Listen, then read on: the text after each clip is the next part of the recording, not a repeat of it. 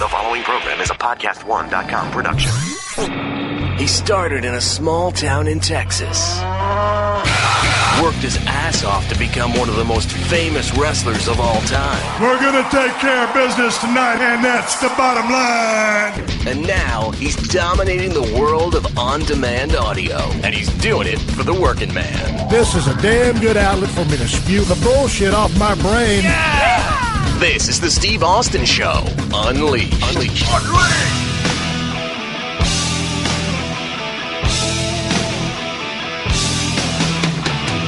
All right, everybody, welcome to the Steve Austin Show. I'm coming to you from the mean streets of Los Angeles, California today. I'm sitting here in my office at 316 Gimmick Street. God damn, what a day it has been. Holy shit. Man, I tell you what, I jumped out of bed this morning. Strike that. I didn't jump out of bed. I rolled out of bed, put on my right flip-flop, went to put on my left flip-flop, and there it was. Gone. Moolah had hijacked it. So I walked into the kitchen with my one flip-flop footed ass and started making my eggs and my oatmeal, cooking my breakfast. No coffee, sleepy as a motherfucker, tossed and turned all night. Sat down and ate my breakfast. Moolah brought me my other flip-flop. Now I was balanced out and had breakfast. And that's when I remembered. Oh, shit, Steve. Your wife made you an appointment with the dentist. I had to go to the dentist and get my teeth cleaned. Motherfucker. My wife has been on my ass to get my teeth cleaned for about the last couple years. I think I recorded on the podcast a couple years ago one of my trips, and it was brutal. And she'd been trying to make me a bunch of appointments, and I kept putting her off and putting her off and putting her off. And finally, I said, you know what? I better go get my fucking teeth cleaned and listen to my wife. So she booked the appointment, and it was time to go pay the piper. So, took a shower, shaved up all nice. I was scruffy. Hell, I hadn't shaved in about 6 days. I had a pretty good beard going on. My wife didn't like it. It ain't hunting season yet. So I shaved, got all spiffed up, and headed down to the dentist. Rolled in there, right on time, laid back in that chair for a teeth cleaning session. Holy shit. The lady that was cleaning my teeth, she put on her mask, she put on her rubber gloves, and she grabbed this tool. It's got a big hook on the end of it with a big scraper, and it vibrates at a high frequency. Looks like a Dremel bit, but sharper and more elegant. And she went to work doing precision work, cleaning all the plaque and yellow bullshit off my damn teeth, built up from over 2.5 years of not getting my teeth cleaned at the dentist. I should have listened to my wife 2.5 years ago. I was sitting in that goddamn chair with my mouth wide open. I got that little hook in there, that suction hook. It sucks all the shit out of your mouth, the saliva and the blood. And that lady, she got that damn high frequency vibration thing just chipping in on my damn teeth, pulling that plaque off, and I could feel that ridge. I could feel that point go over that ridge. I knew that's what she was trying to grind down. I was like, oh, fuck, I'm going to be here a while. And all I could think about was the last time that I was getting something done at the doctor was my damn car getting towed off because I parked at the damn parking meter, and I got towed off. Y'all done heard that story. So I'm sitting there thinking the same fucking thing. I'm on Wilshire Boulevard in Santa Monica, and I put 2 hours in that machine because I calculated there's no way. There's no way it could take 2 hours to clean all the shit off my teeth. Anyway, it didn't take 2 hours because I had a 1 hour appointment. They had to get to somebody else. So the whole time I'm thinking, I got to be out there before my car gets towed off or I get a ticket, because that's going to be a $52 ticket that I don't want to pay. The teeth cleaning session lasted about 55 minutes. And bless that lady's heart that was cleaning my teeth. She wore glasses, and she had that germ thing across her face. And, you know, there was so much shit. I was thinking, you know, like there's almost like that damn movie where that guy was flossing his teeth and all these chunks are hitting the goddamn mirror. I was just thinking pieces of damn chicken and beef and fish and broccoli was going to get on this lady's glasses, and she's going to need windshield wipers to get those motherfuckers off there so she could see what she's doing. And she kept working, and she was really gentle, and my gums were bleeding like a motherfucker. And then I was like Jesse Ventura in Predator. I ain't got time to bleed. And there I laid, bleeding with that suction thing, sucking all the goddamn blood out of my mouth. And I'm thinking, dude, you should have listened to your fucking wife. Those 2.5 years she kept telling you, go get your teeth clean, go get your teeth clean, go get your teeth clean. I said, no, they're all right, I'm brushing them. I use my dental floss. Hey, man, here's a heads up from yours truly, Steve Austin, the owner of the Steve Austin Show podcast. If you're a guy and you're driving down a truck, because that's what you do, go get your teeth cleaned. If you're down in a coal mine, and you're out there picking that coal out there, doing what you do, heavy, badass work, go get your teeth cleaned. If you're an insurance man or a teacher or a plumber or an electrician, I don't give a fuck what you are. Do your due diligence. Take your ass down to your dentist on your dental plan. Hopefully you got some insurance. And go get your teeth cleaned, because you don't want to put yourself in a position I put myself in. I had so much shit on my teeth. By the time that lady got done, she goes, I did the best I could, but we're going to need to see you again in about 2 weeks so we can finish the job. And here's the thing. When she was working on my teeth and I was laying back in that chair with my mouth wide open like an idiot, drooling, and that thing sucking all that spit and blood out of my mouth, she was using that damn bit. During the middle of the process, not even the middle, it was about 3/4 done, while she was working on my damn mouth, she rolled over to the damn cabinet and removed the tip that she was using to work on my teeth. And I'm thinking, okay, is she going to put on a different tool? No. She put on the same kind of gimmick scraper with a curve and a sharp thing on the end of it. I had worn out the first fucking Dremel bit because I had so much plaque and bullshit built up on my teeth. So don't put yourself in a position that I put myself in. The thing about it is, that's oral, the mouth, that's oral surgeon, oral dentist. That's your oral cavity. You get so much germs built up in your damn mouth, it can fuck with your whole system. Anyway, I'm going back for my follow-up session, and you got to keep your damn mouth clean. I brush my teeth, I floss my teeth, I think I got pretty good hygiene, but take your ass to the dentist and get your shit cleaned by a professional. You'll thank me once you do it, and you will be amazed at the difference you will see and feel. Anyway, enough about all that bullshit, man. I tell you what, my guest today is Rob Van Dam, the whole effing show down there in ECW. Guy who had a hell of a damn run, really nice guy.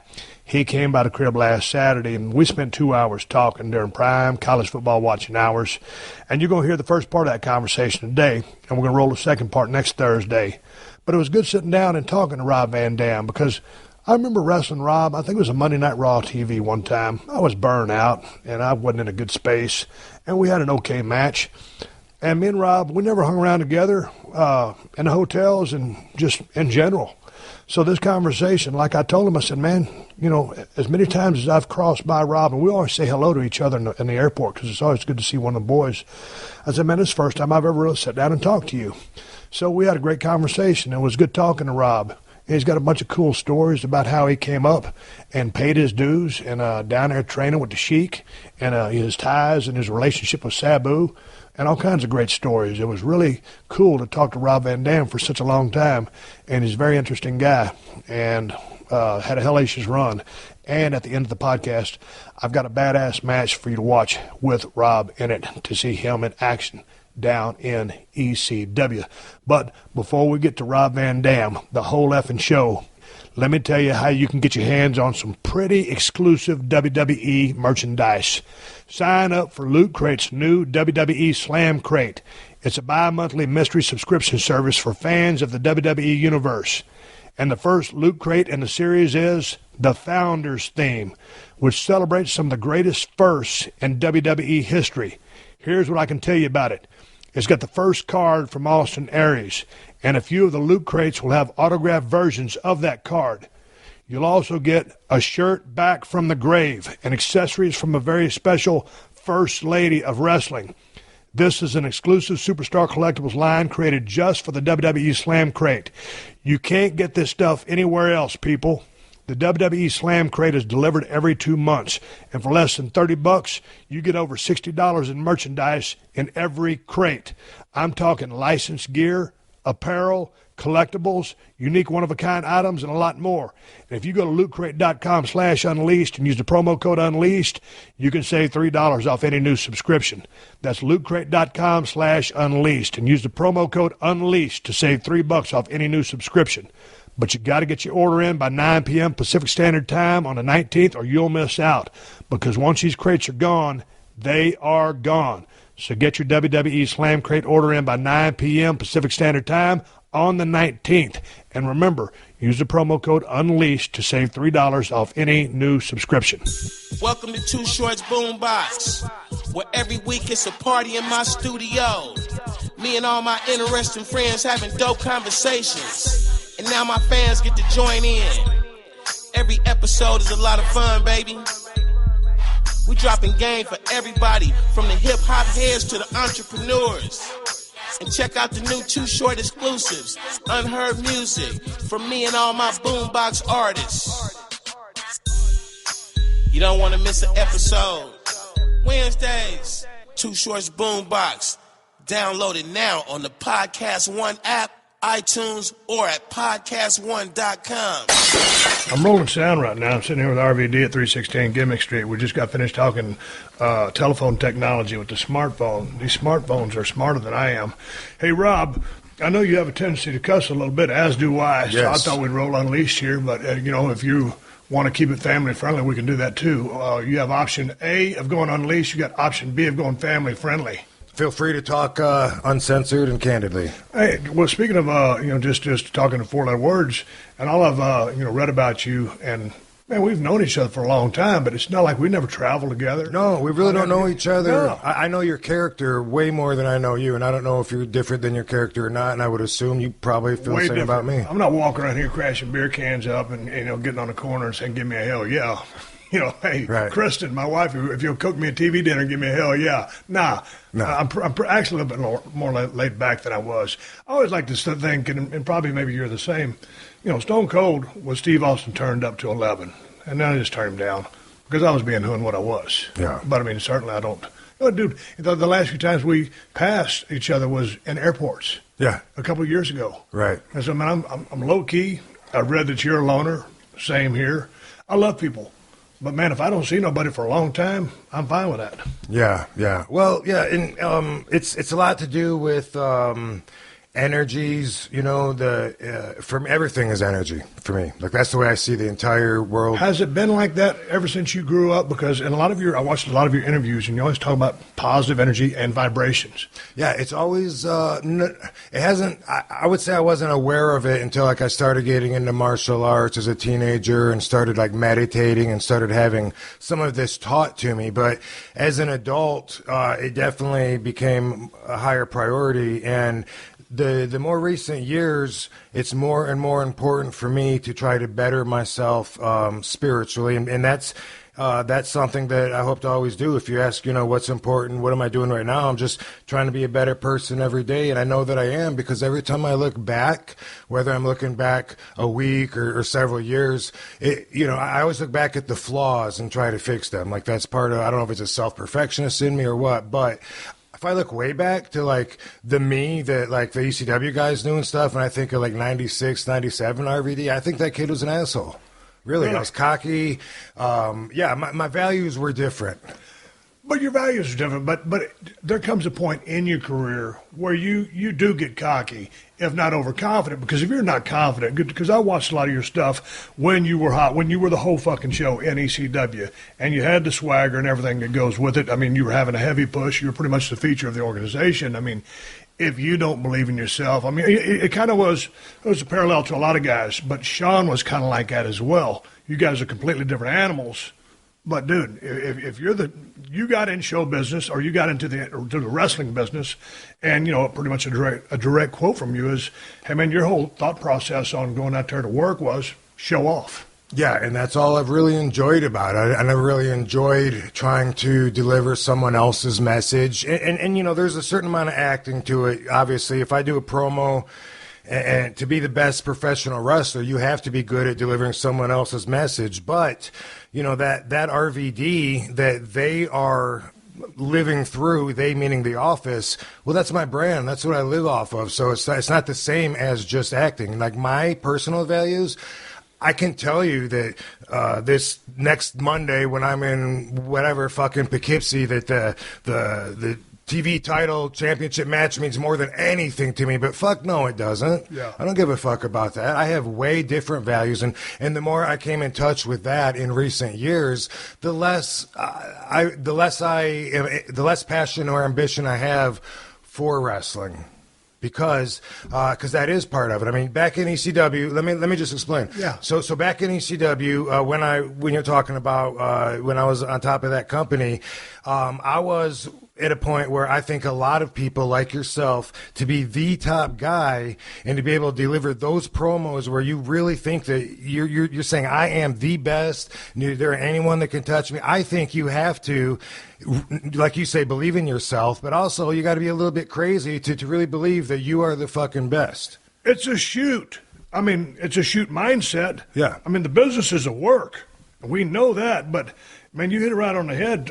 When I'm out there, if I'm saying something, I might be doing somebody else's storyline or giving a storyline that I am in, but I believe it hook, line, and sinker while I'm there. Now, when I get in my rental car and I'm driving off, I'm thinking, hey, man, that was pretty good. You know, we did a good job pulling that angle off. But right there in the moment or just in a match, yeah, I'm working. Some of my shit's a little snug, as it was yours or is. But I believe what I'm doing. You can compare it exactly to a UFC fight. You know, it might be called, it might be scripted, it might be set up, might know the finish. But other than that, man, the act of doing it, it'd be just like a Daniel Day-Lewis, one of these badass actors, delving into a part, which I would never worth a shit as an actor. But as a wrestler, I didn't pretend to be a wrestler. I was a wrestler. Right. And so for me, like when I'm in the ring showing off, I totally believe like every moment, I think that's part of what makes my work stand out to certain people, the way I sell, whatever, because I'm totally into it. But I would say back in the day, I really did carry around that ego that like, fuck yeah, man, I'm the whole effing show, I'm the best. And I had the freedom to back it up every single night. I was like, what's important to me is that this whole company grows with all my efforts. It's on my shoulders. I want everyone that bought a ticket tonight in our biggest house ever, because back then I was watching it grow. I want everyone to be happy that they bought a ticket to see me. So I'm going to work my balls off and do the best I can. And afterwards, when they're all screaming, whole fucking show, and they all have signs, it was rewarding. And I think that kind of belief, like feeding into that, you got to have that drive, because although you may say it's a work, there really is a lot of competition that's so easy for people that are on the outside to never know about. And back then, you know, I had that competitive edge where I wanted to stand out more than the next guy, more than the guy that I'm working with. I want the people, the promoters, everyone to be talking about me, and that's the competition. And I don't have that. I don't want to fight to go out there and tell the story anymore. And these kids that do want to fight, they don't even know what the right things to fight for. But part of that reality that bleeds into the work is the fact that you're fighting to keep your spot, because every single time you go out there, I mean, go back to your television title reign was what, going on 2 years or over? Yeah. And so every week you're going out there you're putting it on the line. You're the whole effing show. So if somebody starts blowing your shit out of the water every week, well, you're not so much the whole fucking show. And the point I'm going to here is we're going to leapfrog into all the other territories real quick, and then we'll come back. But you had so much creative freedom in ECW towards the end, and CM Punk, before he left, and I consider CM Punk a friend of mine, but he felt creatively stifled. And I believe that he was. And at points in my career, I felt that way in WWF as well. After you left ECW, wherever you went, did you ever have that freedom again, or did you ever feel whole? Because at ECW, you could do whatever the fuck you wanted. Well, I mean, there's not that many places to go, and there's not that many territories. So if you're talking about doing one-off indie shots or whatever, of course I can, Yeah, but WWE, you run there, so TNA. Yeah, so with WWE, I mean, I felt like when I went there, there was nothing else left, right? Right. And I hadn't gone anywhere between ECW and WWE. I hadn't. Some indie shots, very few. I do them very selectively. And, I did a movie, whatever. But when I went there, I looked at it at that time as artistically selling out because of my perception of what WWE was. What was your perception of what WWE was? It seemed like the Disneyfied version of wrestling. Because here we were in ECW. Nobody ever asked us, do you guys ever really hit each other? Because we beat the fuck out of each other. I mean, when I do these concussion interviews and people ask how many concussions I've had, I think about Balls Mahoney every single night whacking me with that chair. And the sound going out, everything's in slow motion. And I didn't know that could lead to long-term damage, obviously. But the style was something that we were all so proud of that we wanted to see ECW take off, and we want to just connect with the like-minded fans that appreciated the difference.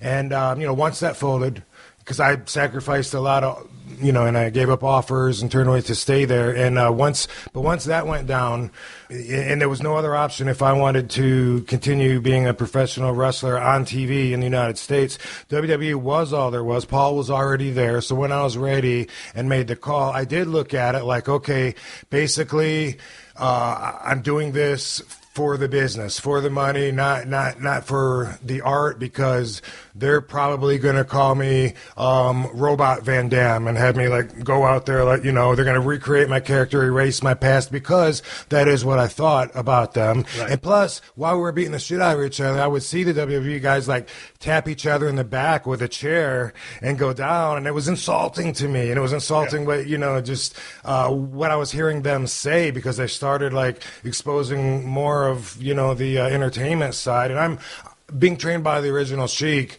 I have those old school values that I still can't compromise, and I kind of feel like, why should I now? I'm on my way out now. I'm not really trying to do much. You know what I mean? So It's hard for me to think about changing my values of really believing that that it's about beating the guy and trying to win the match. And did you think at any point now, looking back, that in ECW I stopped in there for a cup of coffee. Paulie gave me a call. My arm was busted. I got a chance to cut promos. He taught me how to cut promos. There was tremendous promos being caught, badass matches that were going on, great character development, and I got some freedom to go out on a limb.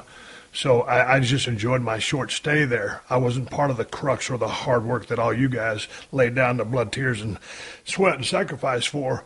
But my question is, now that you look back, with the violence level being as high as it was on a night-in, night-out basis, wherever you guys were working, how often you guys were working, specifically television tapings or pay-per-views, at some point do you think collectively the boys started out working each other, just going overboard with the violence?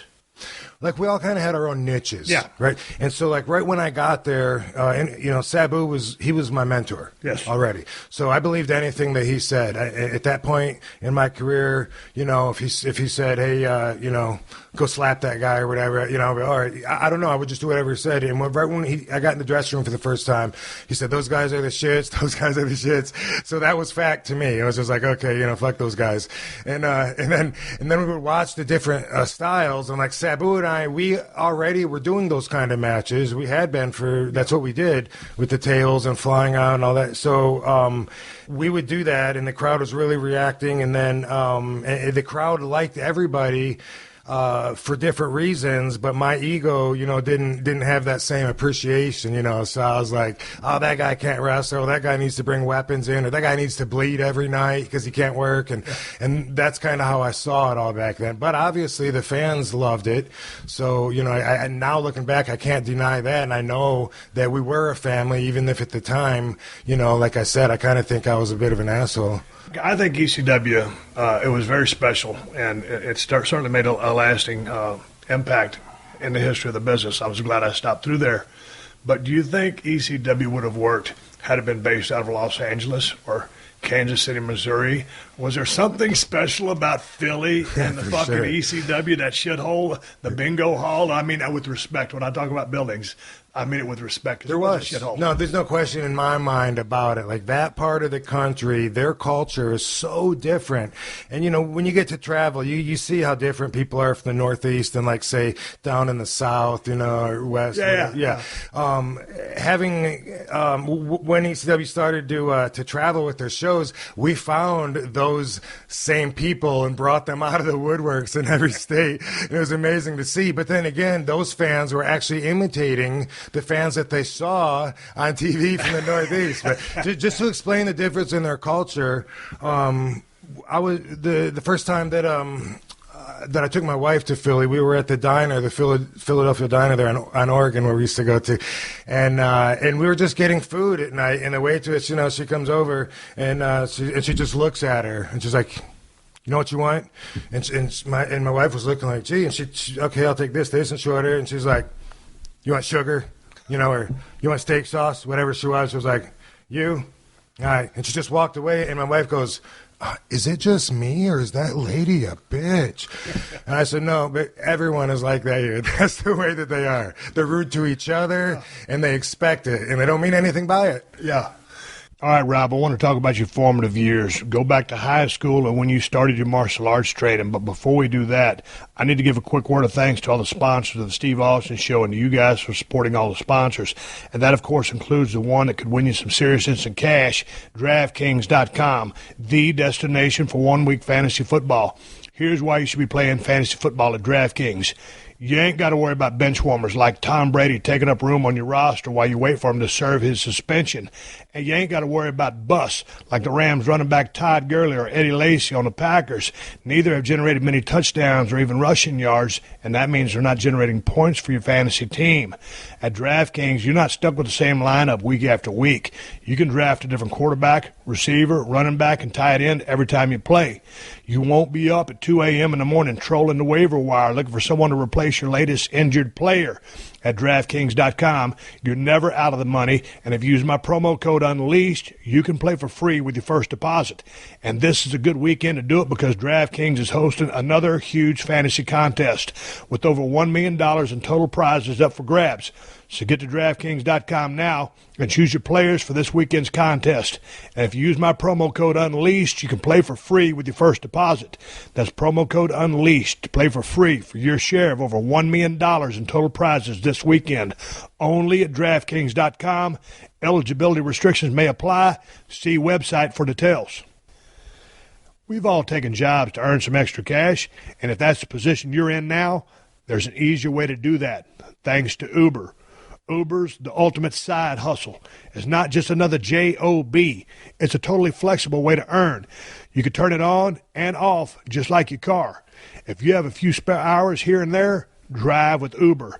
If you're driving right now, you should be earning right now. So do it. Every day is payday when you drive with Uber because you cash out whenever you want with Instant Pay. Instant Pay lets you cash out your earnings up to 5 times a day with no minimum amount required. And who doesn't want to be their own boss? That's what Uber lets you do. So if you need some extra cash, if there's something special you'd like to buy, if you need flexibility in your schedule, if you just want to be your own boss, sign up to drive with Uber today. Go ahead. Get your side hustle on. Sign on to drive with Uber. Go to uber.com/drive now. That's uber.com/drive now. One more time, uber.com/drive now. Steve Austin Unleashed. Hey, let's go back a second to your developmental days. Well, I was going to talk about being trained by the Sheik, Ed Farhat. But let's go back to your formative years in either junior high or high school. I know you started taking martial arts, taekwondo, stuff like that. But when I watch you work, you seem like just a well-rounded athlete who could be able to do anything you wanted to. Did you play football, soccer, baseball, track? I dabbled very little in anything. I remember being in track for a little bit, and mostly I was just jumping on the pole vaulting mats, goofing around, getting in trouble. And I remember joining baseball and shit when I was real young, like the other kids. But, Because that was the thing to do? That everyone did, yeah. T-ball. I remember striking out with T-ball. I couldn't hit the damn ball. So I never saw myself, and no one else either saw me as being a great athlete. And it was like something where, through being a wrestling fan, once I knew that I wanted to be a wrestler and I wanted to make that happen, I joined high school wrestling, and I quit for the same reason, because I wanted to be a pro wrestler. I was 165 pounds, and the coach was telling me that he thought I could drop down to like 137. I'm like, what? Dude, I want to weigh 237. I was eating everything I could trying to be big. So I started getting into martial arts outside of the school after that. I actually didn't know that that athletics was a special niche or something that I was seen as being good at until it was like 97. Taz did an interview one time, and they asked him who he thought the most athletically gifted wrestler in the business was, and he had said me. Yeah. And that was the first I'd heard of that. Like, it was like a virgin thought. Like, really? But I mean, what about as news to you that you're a good athlete? Yeah. I mean, I knew, in a comparative scale, yes, because I was a good athlete. I knew I was, but to be considered one of the best, looking at the scale of the wrestlers, I was like, yeah, but what about like Rey Mysterio and these guys? I mean, if you're talking about just moves and shit, and usually people to that would say, yeah, but for your size, you're so little, and whatever it is, that inspired me to start. You know what? I'm gonna start outdoing my moves every week. So I used to run and jump over the top rope and not touch it and do a flip and land on my opponent before other guys were doing that. Then I put a chair there and I would run, jump over the chair and the rope. Next time I'm in Philly, 2 chairs, and that was the elevation. I mean, you were talking that's about what that ECW you were was. talking about progression of how you would do that's that. That's how ECW was. Doing that. You built up to it. But then let's go back to your wrestling school days. So how do you join up? Because for a shoot, you're a Battle Creek, Michigan guy, right? Yes. Okay, you're an LA guy. Yeah. So have you lived in just both of those places, or were there places in between? No, I traveled once I was in the business. Okay, but how did you find the Sheik to train you? Okay, so when I was a senior and I was really looking into, okay, I'm going to get into this career right out. I'm not going to waste time, boom, as soon as I can. I did a lot of research. There was a magazine, Pro Wrestling Illustrated or something, that had send $5 and we'll send you a list of all these wrestling schools, and I did that, and I was corresponding. I wrote or called all over the country, talked to the Monster Factory, Larry Sharp. I could hear people taking body slams in the background. I was so excited, like, wow, talked to Johnny Hunter in North Carolina. He told me that marriage and business don't work well together. He was right. Right.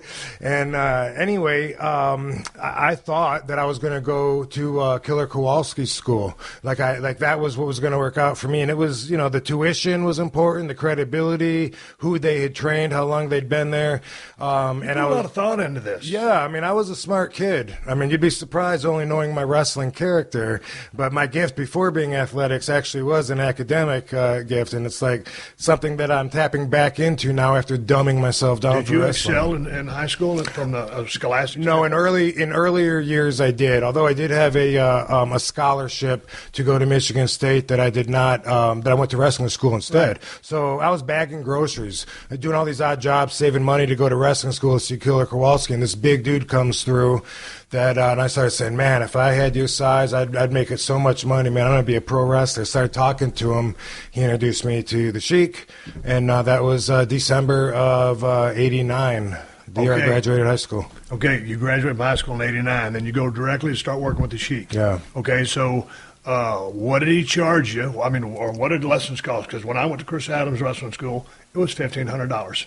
I never paid it all off, because we were working the loop, and that's how I got a lot of my push from just working an angle with him out of the Jump Street. Sure. I really didn't deserve to have, but that's how much I was supposed to pay. I probably paid $1,000, $1,100, $1,200. Yeah. So going rate for the Sheik was what? I think it was $2,000, if I remember. I had to try out. It wasn't just like, hey, Oh, so you're a piece of shit. You're not going to get in.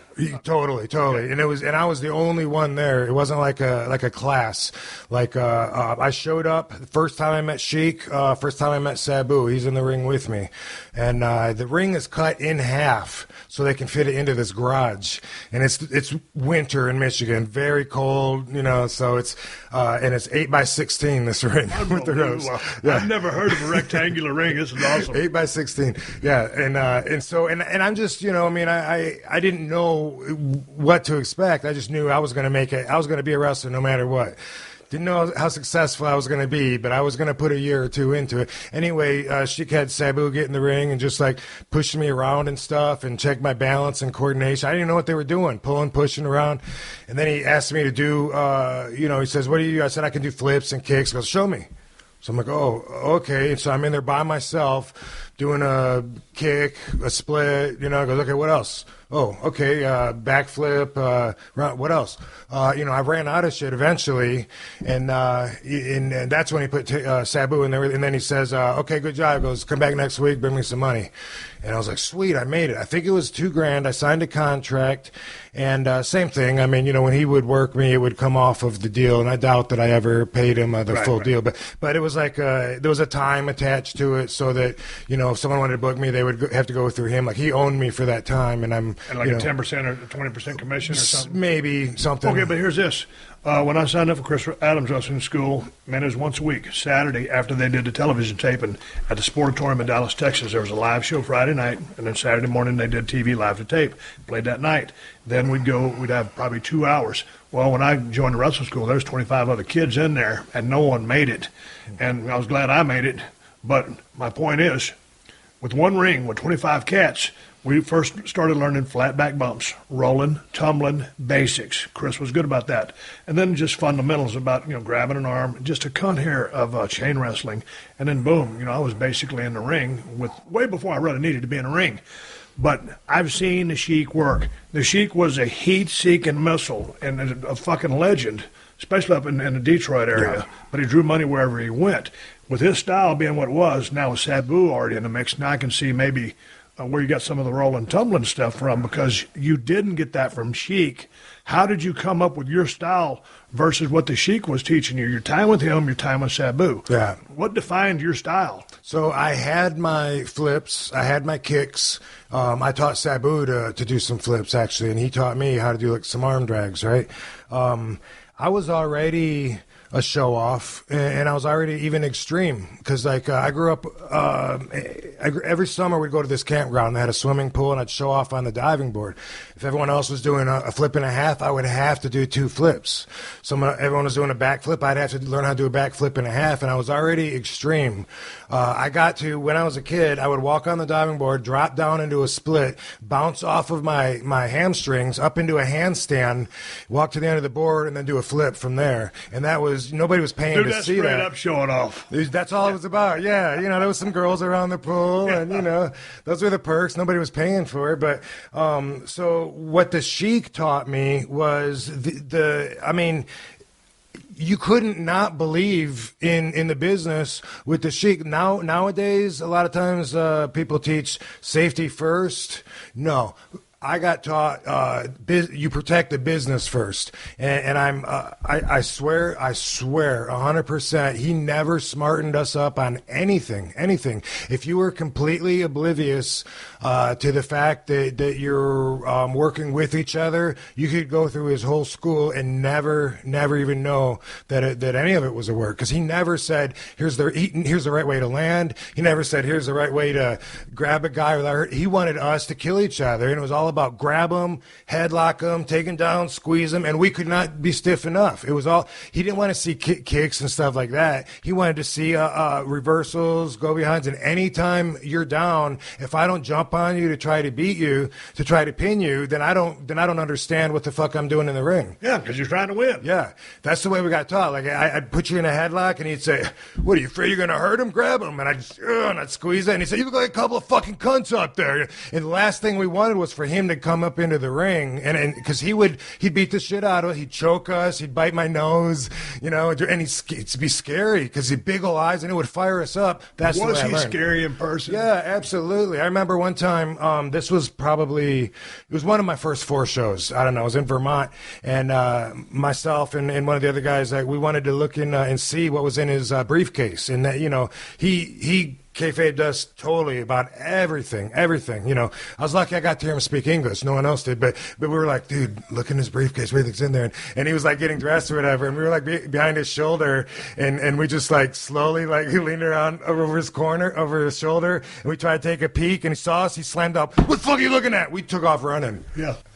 He was scary, he was intimidating, and he made us believe in him. He made us believe in the business, and it was all about protecting the business. That's why it's so hard for me right now to adjust. Not that I'm really trying to, but even to accept the way that it's changed. And I understand evolution. I was a big part of it. You know, I take responsibility for being a trailblazer, a pioneer in a style that changed. And I know the old timers didn't want that back then. Like Stan Hansen was so bitter when I was in All Japan because the stuff I was doing backflips off the guardrail. No one else was doing that there. And Stan was always like putting me down with that. He called me Claude, and he'd say, yeah, and he could get away with it. Yeah, anything. Yeah, but he would be like, well, he'd say, let Claude go in there and do all his bullshit, and then tag me, and I'll try to make it real again. And that's how he always treated me, yeah. Until I was in the ring with him one time, though. One time I was in the ring with him, and he was in the corner. I gave him a few shoulder blocks. Boom, I did a backflip, and I ran at him and kicked him in the face. And, you know, he's blind. You know, yeah.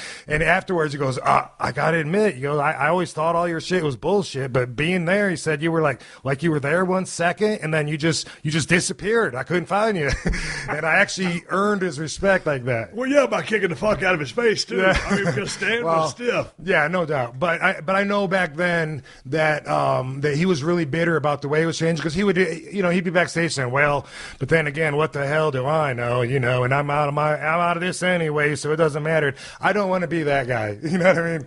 I don't. So what was your, going into your first match, because going back to your point about Sheik not smarting anybody up, Chris Adams didn't smarten us up about nothing. All of a sudden, he decides it's time for me to have my first match. I'm going to wrestle a guy from Louisiana named Frogman LeBlanc. He was just kind of like a journeyman kind of guy, jobber, enhancement guy, with due respect to Frogman. But all of a sudden, we go up into this office. It's just Chris Adams, me, and Frogman. He goes, okay, Steve, you know, you're going to go about, 8 or 10 minutes, and you'll win with the flying clothesline. And I'm thinking, first of all, I don't do a flying clothesline. Second of all, now you're telling me all this shit? There's a bunch of people, there's probably 3,000 people down there in TV taping, and it's going to be a televised match coming on that night. And I didn't know it was to work. So all of a sudden, I got Frogman out there, and I'm deaf, Rob. A lot of people don't understand it. I started calling matches. What? Yeah. That's why you do that.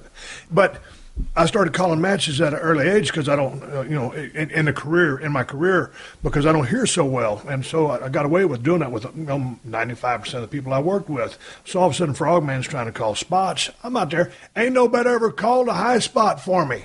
So if you ain't never run a high spot and all of a sudden you're trying to learn one on TV, tackle, drop down, hip toss is about as basic as you can get. Would you agree? Yeah. Okay, well, on TV, when someone says tackle, drop down, hip toss, get it again, yeah. What the fuck is that? Yeah. So we stunk the joint out. There we go. What was your first match experience like? Well, so like we worked with each other. I had my best friend. His name was Dango. He and I were both kickboxers, so like the first match we worked against each other, and it was like a work kickboxing match where we ended up, getting pissed, tearing the gloves off, going at it in a big pull apart. So they protected us like that. And that's the way that the first couple matches were like that, and I slowly got in. But I also want to say back then, like the first time I was in the dressing room one time before I had a match, at least one time, and I was so proud to be with the Sheik's entourage. It was, and I haven't even said this, but the entourage was so small. The school, there was Sheik, who would be, and then myself and Sabu, my friend I just mentioned, Dango, and there was 2 other guys, and that was it. There was 1, 2, 3, 4, so there was 5 of us, and that was it. Anyone else that showed up, they would never come back ever, because they were training a different way, and we were beating the shit out of each other. So that's all there was. But first time it was at Euclid, Ohio, a town in Cleveland, and the Sheik was wrestling there. Jerry Lawler I don't know if Sheik wrestled Jerry Lawler, possibly. I think he did. But anyway, I was so prepped by Sheik and Sabu, when you're in the dressing room, you're not a fan. You're one of the boys. Don't go up to anybody, and ask for an autograph or a picture. Don't even talk to anybody unless you just want to introduce yourself and shake their hand and say your name, and then that's it. And he was like, otherwise, just stand there and don't talk to anybody. And I was like, oh, okay, cool. And I was taught that, so it was very early into my career that the part of being like a fan was kind of it kind of subsided, because I was taught that way. So it wasn't so many years down, it did become just business because I was taught early, you're just like them. These are just guys, So anyway, point is, now someone gets the tattoo on the back of their neck from when they won the championship belt, or the things are like so different, or they take a picture with the belt on their shoulder, stroking their heart on, and it's like back in the day, those guys, people like that would not have been accepted, right? Right. That's where I came in, like that kind of way. Okay, so let's talk about the point in your career that you really started to feel like pro wrestling was going to work out for you, that you were good at it. And we'll do that after we talk about another successful pro wrestler who also happens to be the very successful owner and creator of DDP Yoga, my close personal friend, Diamond Dallas Page. Y'all know that DDP has changed thousands of lives, including the lives of some of your favorite pro wrestlers like Jake the Snake, Scott Hall, Mick Foley, AJ Styles, and, of course, Chris Jericho, Y2J. And DDP Yoga can change your life, too. And believe me when I say Dallas has made it real easy for you to get on the program. His new DDP Yoga Now app means you can do DDP Yoga anytime, anywhere, and you can do it right from your phone or tablet. And the app has a lot more than just workouts on it. By connecting to a Bluetooth heart rate monitor, you can track your calories and heart rate in real time. You can track your pain, measurements, and progress photos, too, all for free in the app. And like I said, you've got tons of workouts to choose from. The original DDP Yoga workouts, the new 2.0 workouts, and weekly live workouts from the DDP Yoga Performance Center. And to make it even easier than he's already made it, for a limited time, you can get the DDP Yoga DVDs for 15% off, plus 3 months of full access to the DDP Yoga Now app. Just go to ddpyoga.com/Austin. That's ddpyoga.com/Austin to take advantage of this great deal. Commit now. Change your life now. Go to ddpyoga.com/Austin to get started. If you're looking to buy a new or used car, then you need to check out TrueCar.com and the TrueCar app. I bet you didn't know that you can use TrueCar to help you buy a used car, too. It ain't just for new car purchases. There are over 500,000 pre-owned vehicles available from TrueCar certified dealers nationwide, and there are over 11,000 TrueCar certified dealers. And TrueCar lets you get upfront pricing information on new and used vehicles and lets you see what other people paid for the car you want so that you feel confident you're getting a fair price. With TrueCar, via their TrueCar pricing curve, you see what other people paid for the car and you lock in your guaranteed savings. Then you can connect with a local certified dealer of your choosing. Take them your TrueCar guaranteed savings certificate and make your car buying experience quick and easy. Over 2 million cars have been sold to TrueCar users by the TrueCar Certified Dealer Network. And TrueCar users save an average of over $3,000 off MSRP. So when you're ready to buy a new or used car, visit TrueCar.com or download the TrueCar app to enjoy a better car buying experience. Some features not available in all states. At what point in your career did you feel like, hey, man, I'm starting to gravitate towards this. I'm picking it up. I feel like I'm pretty confident with what I can do with my skills in the ring from a mechanical level and then taking it on further to a psychological level? Well, I got told early on that I was good, and so I started really, being able to believe in myself. It was in '91 when I was in USWA. Ron Slinker, the man who eventually gave me the name Rob Van Dam, he was there. His stepson was Dennis Knight, Tex Slasher. Yes, so he was there, kind of, I guess, visiting him, and he worked the show too. Ron did, but he took to me. I was just a I don't even know what they called me then, but I had short blonde hair and trunks, and he just said, he said, you got a lot of talent, kid, and he said, I think you're going to be a world champion someday. He said, I might be wrong. I wasn't wrong about Ricky Steamboat. I wasn't wrong about Randy Savage. I just think, and I was just like, wow, my head blew up.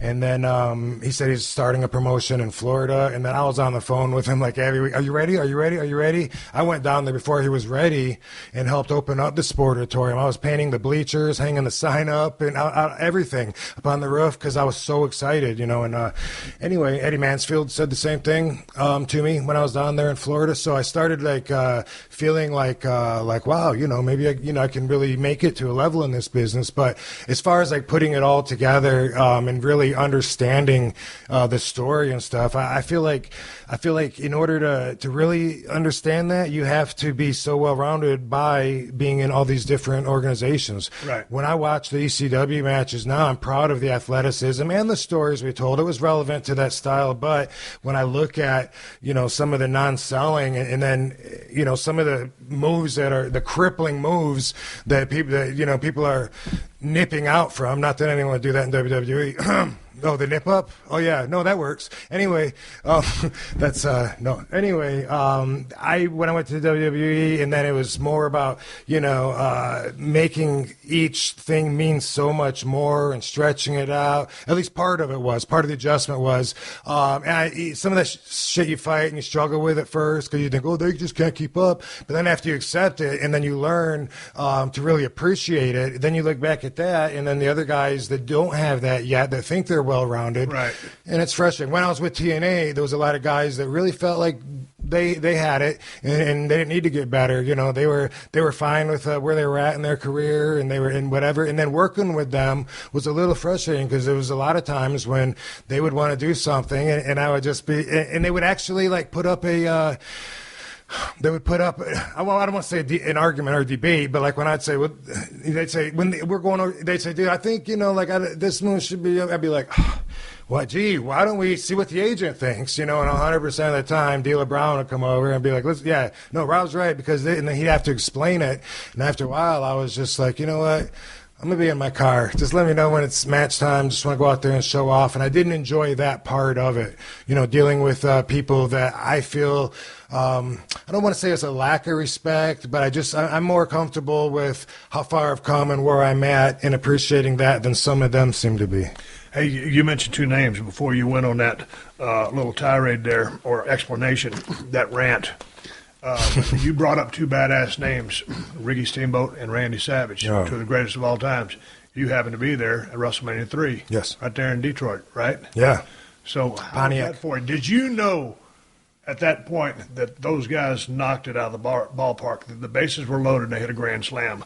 I mean, that was just a spectacular match. Had fucking George Animal Steel, had Elizabeth out there, had the bell, the whole scene.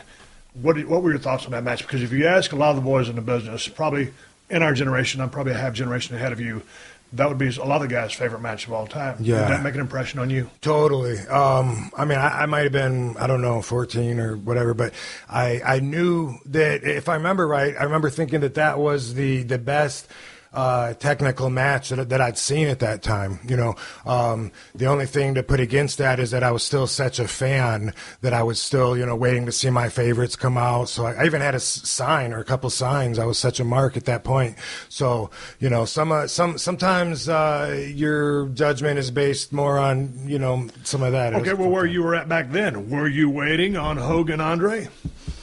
Because wasn't that the main event? It totally was the main event, and because that was a bigger than life era. But it really guys was. Were in the ISC department, and man, that belt was given to some of the most premier workers in the business, and many times was figured even hotter than the world title. Yeah, well, I think I was looking forward to the World Championship match, and I usually at that time, I love Hulk, but there was a time, when I always would root for the heel that was going up against him. Hercules Hernandez. Oh, he's gonna beat. No, he beat him. Yeah. Bobby Heenan and said that Hogan shook out when Hercules had him in his torture. He did. I was rewinding it, showing my friends my VHS. Look, his head goes up and down there. He's giving up. But I was looking forward to that match, but it wasn't like the favorite match that I was looking forward to of the night by any means. I always thought Hercules Hernandez has been just so underrated throughout his career. He's a big guy, great physique. I loved him. I had a few conversations with him. I traveled a couple of loops with him. Nicest guy in the world, jacked up, worked the power, routine because he's a big guy. And I thought it was great. You come out there with the big chain, use the chain. But he gets overlooked a lot these days. But he was an impressive guy. He had a good run in his own right. Yeah, well, people, like back to values, as I said, I'm always trying to become a better person. So there's something that I believe, and I'll ask you, because there's exceptions to everything, but I'd like to get your opinion on this. I think that the source of every conflict is mismatched values. And I think that the more I study, becoming a better person and my Zen principles that I apply to my life, I feel like the more accepting people are that you have your own values, I have my own values. If everyone just knew that, then there'd be like so much less conflict and struggle for energy. Because, when you're a kid, you're like, dude, why you wear those shoes? Yeah. Dude, why are you hanging out with that guy? Yeah. But that is the answer to that, because these are my values. What a stupid argument it would be to be like, dude, why is your favorite color purple? That shouldn't be your favorite. Dude, if someone likes purple, then fuck it. And I think that kids and adults, even wars, like everything is about, mismatched values and people just not accepting that. Like me, I accept that, and it helps keep me even keeled just knowing that, oh yeah, hey, that dude, he is dressed funny or whatever, but so what? That's his gig. Yeah, whatever. I don't care. Yeah. Yeah, back in my days, probably, in my early 20s, I was probably that guy. I was the former football player. I wasn't good enough to play pro ball, but I was good enough to get some scholarships, get a free education out of it. I thought it was pretty badass. I started getting, hitting the weights, really trying to get into the pro wrestling business and, start hearing about Shawn Michaels. Shit, I seen him, because you're very competitive. If you ever watch NBA, those players, when they give each other props, it's just barely props because it's so competitive. Right. So you look at Shawn Michaels, man, high spot guy. Right. Well, then when you work with Shawn, and all of a sudden that's when your eyes kind of go wide open, like, no, this motherfucker can really go. Yeah. But, there comes a time where, when you think you're the coolest thing on earth or whatever, or as a kid you're a little ignorant or you're not at a high enough experience level to understand why people think what they think and how or what shows them to come to this part in their life. I love talking to people. There's a guy I go out and visit in the desert every now and then. His name is Chuck. Chuck's 95 years old. He was in the Battle of the Bulge over in Normandy, France, World War II. When I go out there and talk to him and get the chance to just hear stories about what he did, I mean, he didn't tell me anything about the war because he doesn't like talking about it. But when you just talk to someone that's older than you or been down through a bunch more shit than you, but just has more life experience, and you gain from that because you get a chance to center a learning tree. It's kind of like some of the veterans that either took you under their wing or me, and you learn from those guys. Just people in general, hanging out with or being able to communicate with older people. They always say respect your elders. Sure. Hey, I believe in that. Me too. Because they've been around the horn, they got more experience, they've been here longer than you, and they probably know much more than you. And I look back now at 51, if I'd have been I'm not talking about book smart, I'm not a genius, but if I know then what I know now, God damn. I had a pretty good run. I could have fucking probably magnified it times 2 or 3 if I'd been a bit smarter with myself. Yeah, and I don't really have too many regrets. When I look at things, I could have done this, could have done that, but the reason I didn't is because doing this was more important to me at the time, and that's where I'm at now. When I mentioned the values, the reason that I brought that up, just so you know that it's relevant, for me growing up, my favorite wrestler was someone that I don't think anyone has ever told him that he was their favorite, Leaping Lanny Poffo. Like he totally lost every match, but as a fan, he caught my attention because he was doing, flying head scissors and, cartwheels, moonsault out of the corner, even though we didn't know it was called a moonsault yet. Nobody was doing that. And so for me, in the monkey flip, and I was just like, whoa, and I pulled for him. Like, man, this guy, this is his night. He's going to win tonight. As a fan, I believed in that. And so to my values, they're more about being different, being exciting, catching attention rather than being like everyone else. And I've applied that to myself as well. I consider myself a nonconformist, and it's because I'm content meeting my own standards. I don't need to meet other people's standards. Two questions. Did Lanny Poffo inspire, because you said the big monkey flip out of the corner that you used? Well, I mean, he was one of the guys, sure, but I mean, Well, not a whole lot of people were really doing that way. True. A monkey flip, yes, but not in the fashion, out of a turnbuckle with that kind of height or length. Yeah, I can't say for sure, but my whole style was inspired by being a fan of his. Then Brady Boone, when he was that Battle Cat with a gimmick, a hood for a while. His first guy I see to jump up on someone's shoulders and do a victory roll. I was like, whoa, that's so cool. I got to try that on my friends. Yeah. Owen Hart, by the way, Blue Blazer. I love that. Seeing him drop down on the rope and bounce off his legs. I didn't know that was possible until I saw him do it. I didn't get any Mexican or Japanese wrestling when I was a kid, and I don't even know if they were doing that then anyway. Okay, that being said, before I get to that other question, to backtrack, are you a Lucha Libre fan just by the dynamic movement and the combinations and sequences they put together? Or is it not hardcore enough? It's I would say it's neither. Like I am impressed with the impressive moves just like anybody else.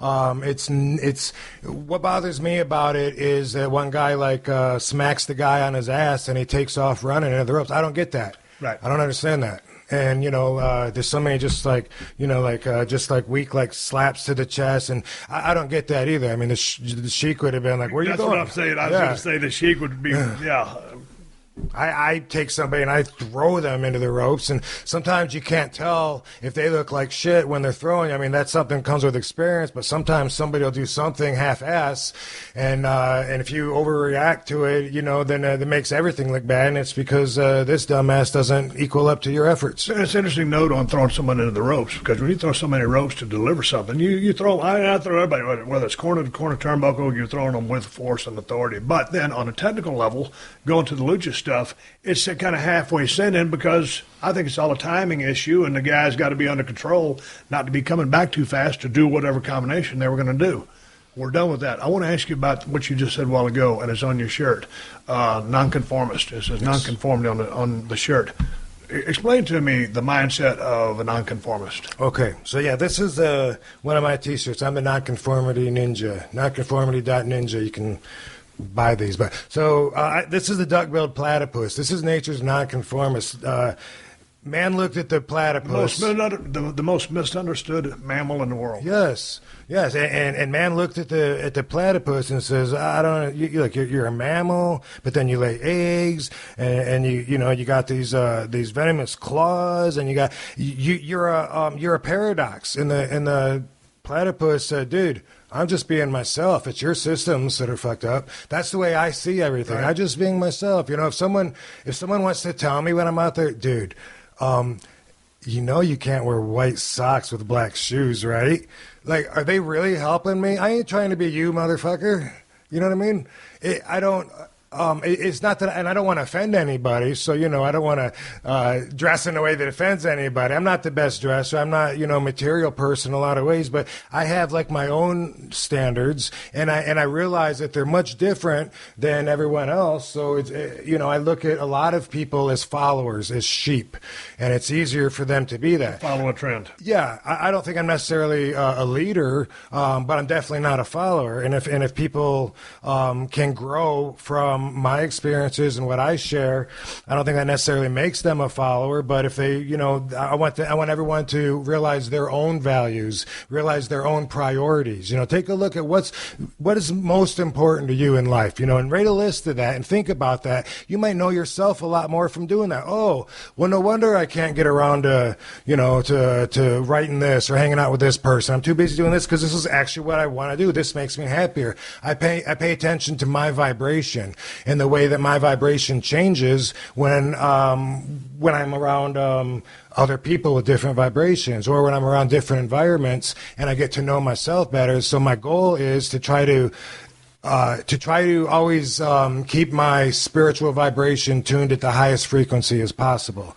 And what that means is avoiding stress. It means avoiding negativity. And a lot of people don't do that. A lot of people hate their job. They hate where they live. They hate their family. They hate what they drive. And they're used to that. I'm not. I'm not good with stress. If something bothers me, it's like a rock that's obstructing the flow of my chi. I look at the yin and yang like it's rotating, like it's a pond with a circular motion of flow, and then you got to take that rock out because it's obstructing that flow, and then boom, you can't take all the rocks out. That'd be perfection, and we're human, but you work towards it. I do. And being a nonconformist, it's not like you're necessarily rebellious. No, it's not like you're going to say, I'm going to wear a black and white checkered outfit because no one else does this, and I want to stand out. It's just you being you. Yeah, I actually don't want to stand out. You know, I get enough attention all the time, so I try to like blend in, and it's about being yourself and just being content with that. And when you realize like, holy crap, I'm wasting so much energy trying to make this person happy because they say I like listening to country music or rap music, and then my friends say it's stupid. Fuck them. Do what you want to do. Yeah. Speaking of music, what do you listen to? I'm not very musically inclined, actually. I listen to more talk or.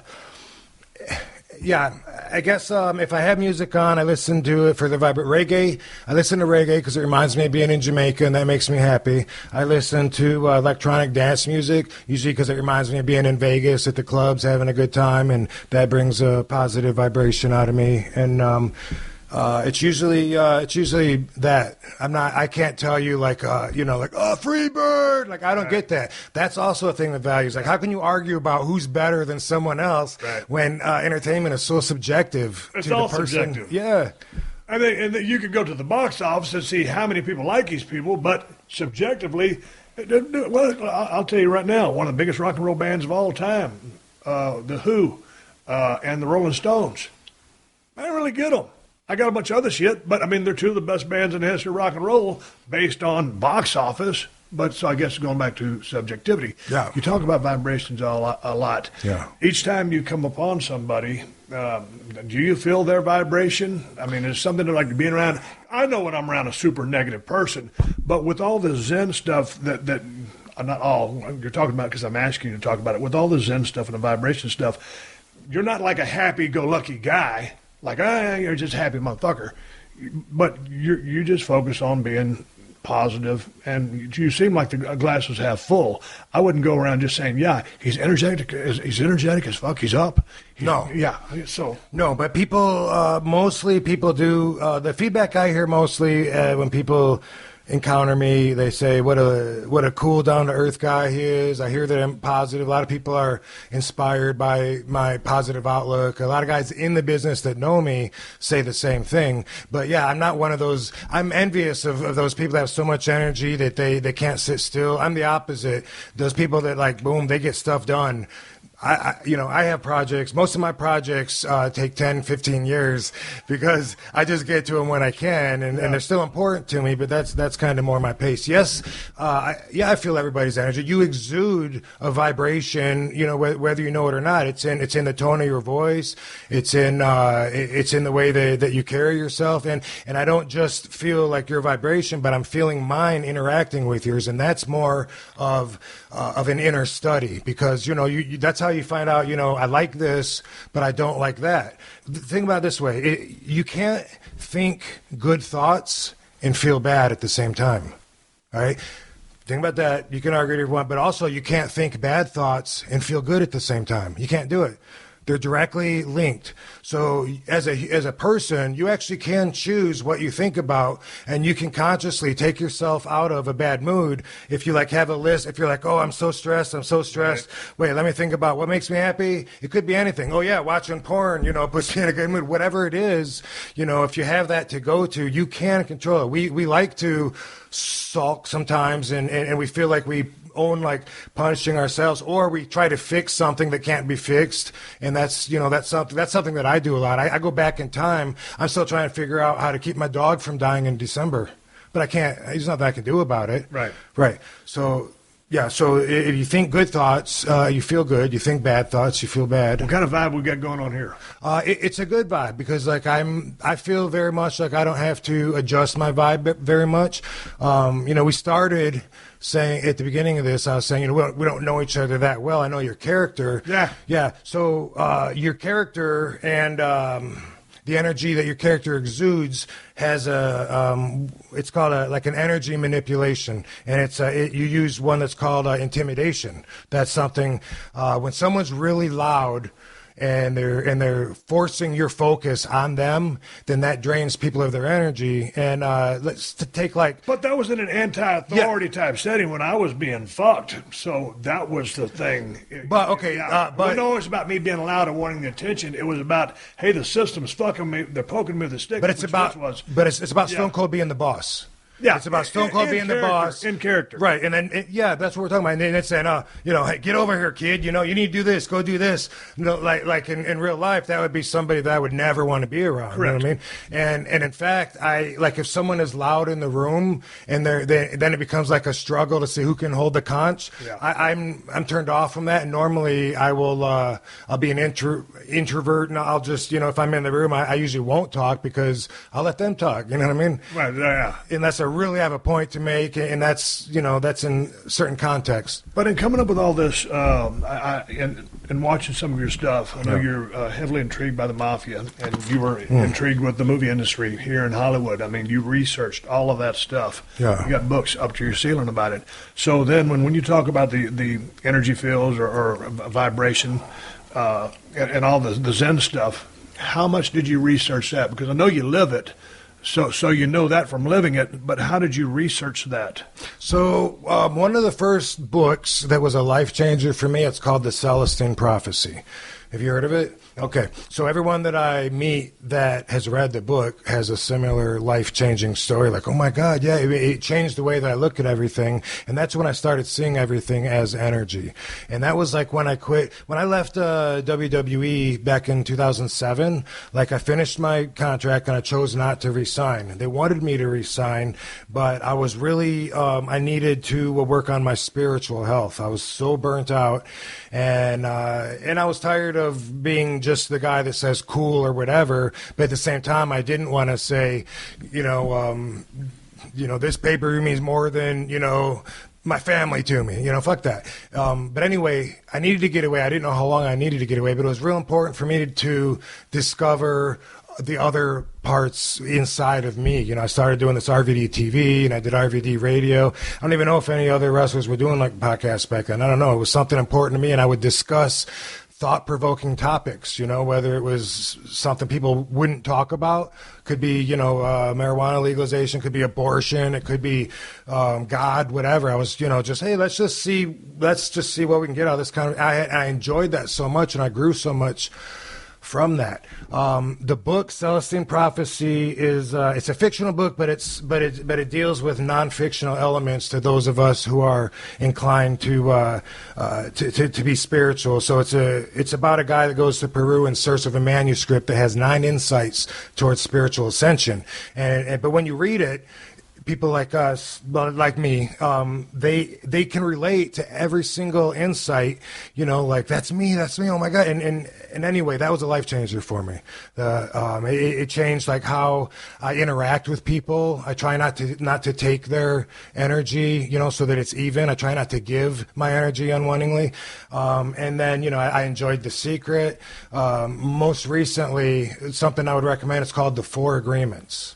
The 4 Agreements is a quick, easy read, and I love it. That's the most recent spiritual book. And basically the concept of the 4 Agreements is when you were born into this world and you were an unaffected spirit, that was like the true you. But then right away, the true you gets polluted with the worldviews. So people say this is the way it is. You're going to go to school, you're going to get a good job. Okay, Jesus is right here in the room with us, and you're going to do this. You're going to get married. You're going to have kids. Whatever everyone tells you, you learn to accept that as fact as a kid. You hear it so much, you might rebel against some of it, and then adults win because they're stronger, and you accept it as fact. So with the 4 agreements, you take this point in life and you try to reprogram yourself so that you can try to find that true spirit that originally was supposed to be here.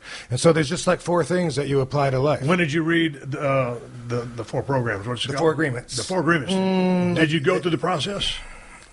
Yeah. Oh no. Every day. I use it every single day. It's just easy stuff, but I mean, it goes with explanation, but it's just like, you just go like in agreement 1, don't assume.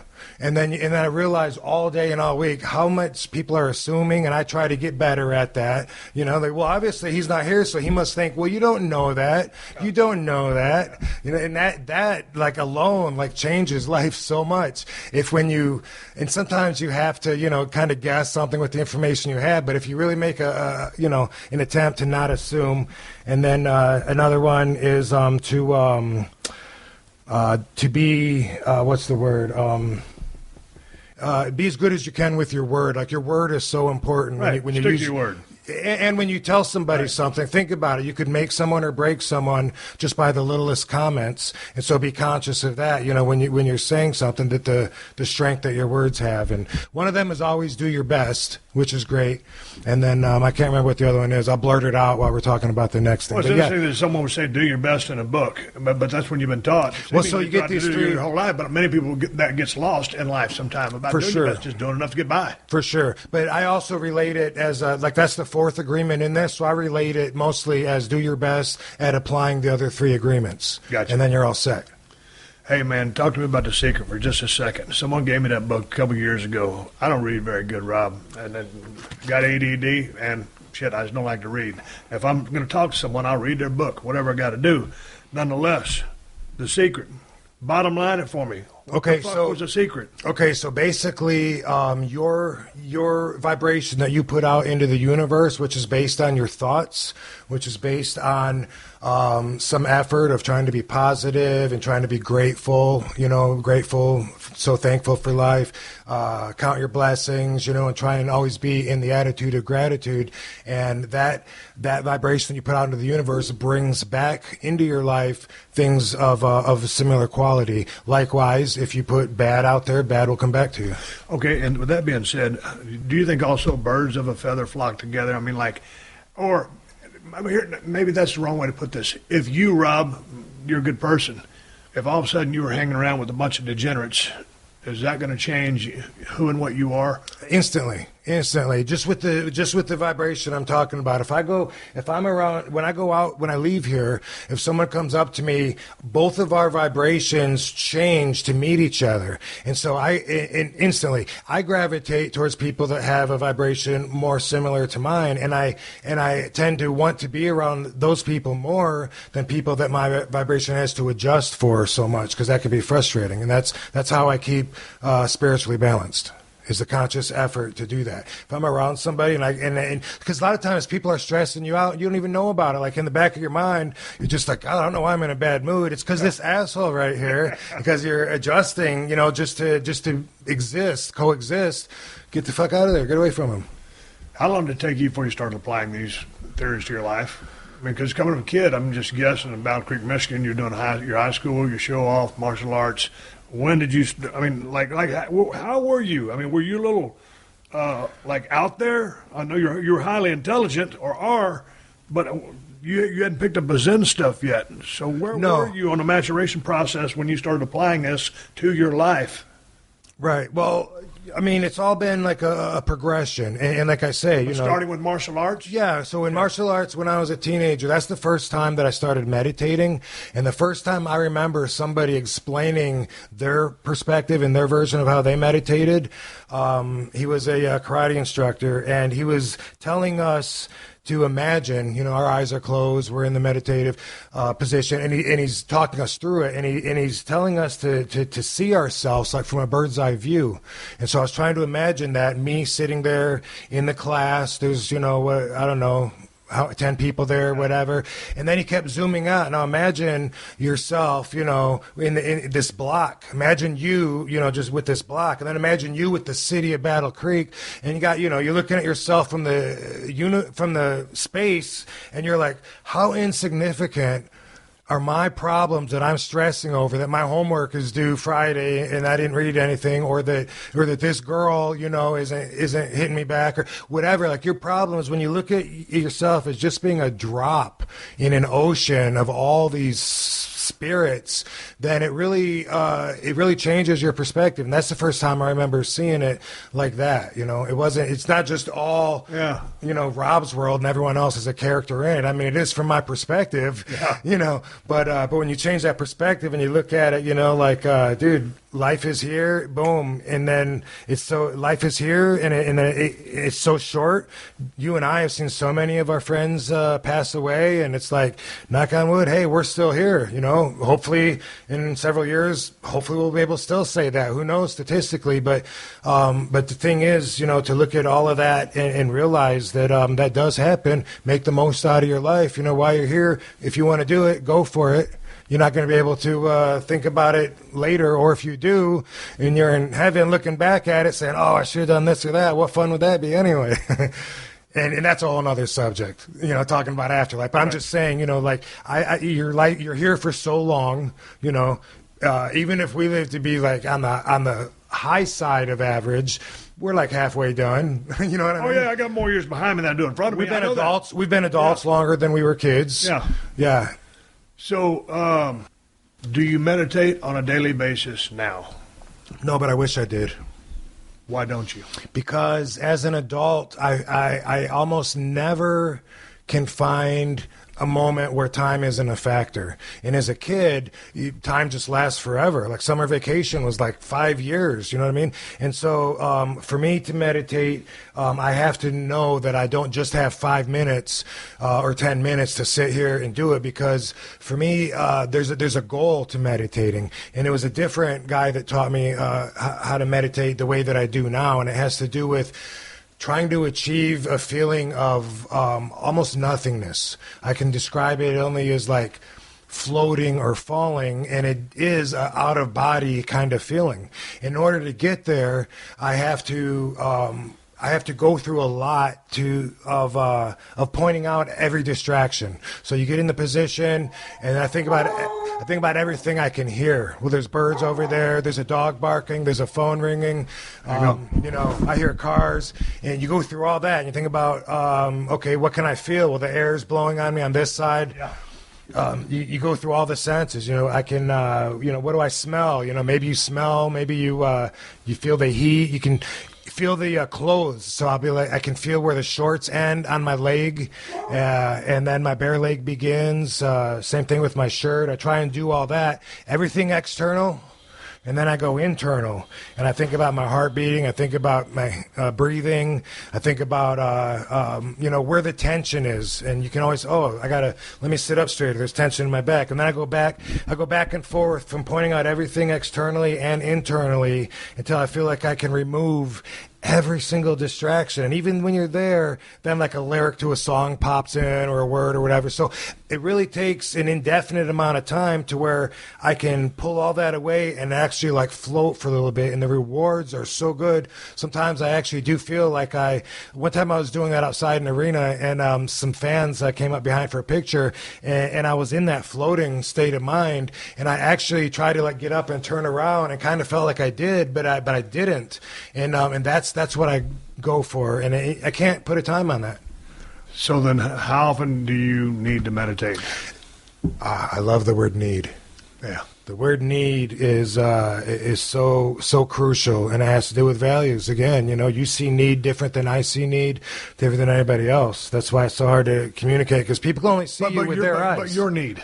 Well, I don't need to at all. I find it very beneficial and useful. I wish I meditated every day, and I meditate irregularly. Like sometimes it could be like, you know what, right now would be just a great time to go out. I meditated yesterday in my sauna last night, and I was like, you know what, I'm just here doing nothing, sweating, and it was, it's irregular. I wish that I did it more. I find it beneficial in many ways. I feel better. My reflexes are always so much quicker afterwards, which is something that you may or may not expect. But that thing where you knock something off the table and you grab it in midair, you notice when you catch it like on 10 times as much right after you meditate, then you can compare shit like that. And anyway, that's how you notice the difference. Besides just the clarity, the feeling healthier, you got physical, spiritual, and mental. You got to keep all three in balance, right? Physical, I'm all right with where I'm at now. I got a maintenance. I keep in shape, and for a lot of people, that's most important. They're trying to get the newest work. But okay, cool. I'm trying to grow spiritually, and that's where the focus is. And also, of course, mentally, I'm stimulated by doing things outside of wrestling, because I had to dumb myself down so much to be able to wrestle and be okay with what's going on in there. Okay, well, I want to get into more of your meditation practices and also want to jump back into wrestling, but they're giving me to go home cue, so we'll have to get that all on next Thursday's show. So part 2 of my conversation with Rob Van Dam is coming up next Thursday on Unleashed. Right now, it's time for my video of the week. My video of the week is the man himself, the whole effing show, Rob Van Dam versus Jerry Lynn, Hardcore Heaven on YouTube. It's about a 15-minute match. All the bells and whistles, everything but the kitchen sink. Very physical match, lots of cool stuff, and lots of badass shit from both guys. A great match. Check it out on YouTube. Rob Van Dam versus Jerry Lynn, Hardcore Heaven. All right, now, ProWrestlingTees.com/Steve Austin is about to have a bunch of new T-shirts from yours truly. All the ones I wore on the new season of Broken Skull Challenge. And the best damn IPA on the planet is Broken Skull IPA at El Segundo Brewing Company here in Cali. And you can get it at Whole Foods and Total Wines if you live up in this neck of the woods. If you don't, check out InsideTheCellar.com or BrokenSkullRanch.com to see if they ship to your state. And I appreciate all you guys supporting the sponsors of the Steve Austin Podcast, because they're the ones who let me do this for you free twice a week. So big thanks to DDPYoga.com. Go to DDPYoga.com/Austin to get 15% off the DDP Yoga program and 3 months of full access to the DDP Yoga Now app. To DraftKings, go to DraftKings.com and use the promo code UNLEASHED to play for free with your first deposit this weekend. To Loot Crate, go to lootcrate.com/unleashed to save $3 off any new subscription. To TrueCar and Uber. And, of course, to Amazon, who have been supporting this podcast since day one. And Amazon is the best place to get the Broken Skull cold steel pocket knife. Just $75 for the most badass pocket knife on the planet from myself and Cold Steel Knives. And if you order the Broken Skull cold steel knife through my Amazon links, Amazon will kick back a couple of bucks to the podcast. It won't cost you anything extra. There's no hidden fees or charges. You can buy whatever you just plan on buying and help out the podcast in the process. And you can find my Amazon links by going to podcast1.com, clicking on the Killer Deals button in the top right corner of the page, and then hitting the Steve Austin Show button. I've got Amazon links for Amazon USA, UK, and Canada. So again, go to podcast1.com. Click the Killer Deals button in the top right corner, then click on the Steve Austin Show. You'll find all my badass sponsors, all my Amazon links, all that stuff. You ain't got to buy nothing special. There ain't no extra charges or hidden fees. Buy whatever you plan on buying, and Amazon will kick back a small percentage to the show to help cover production costs. Bookmark the goddamn thing so you can find it easier. Hey, keep listening. The 60-second AP News headlines are coming up next. Until next time, folks, my name is Steve Austin, and I will catch your ass down the road. Download new episodes of Steve Austin Unleashed every Thursday at podcastone.com. That's podcastone.com.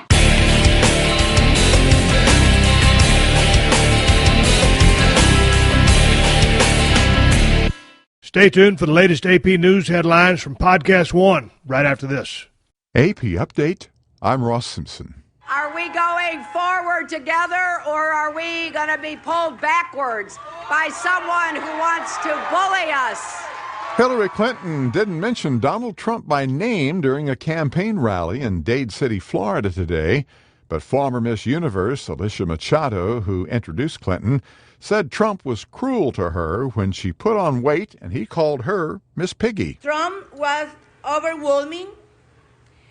I was scared of him.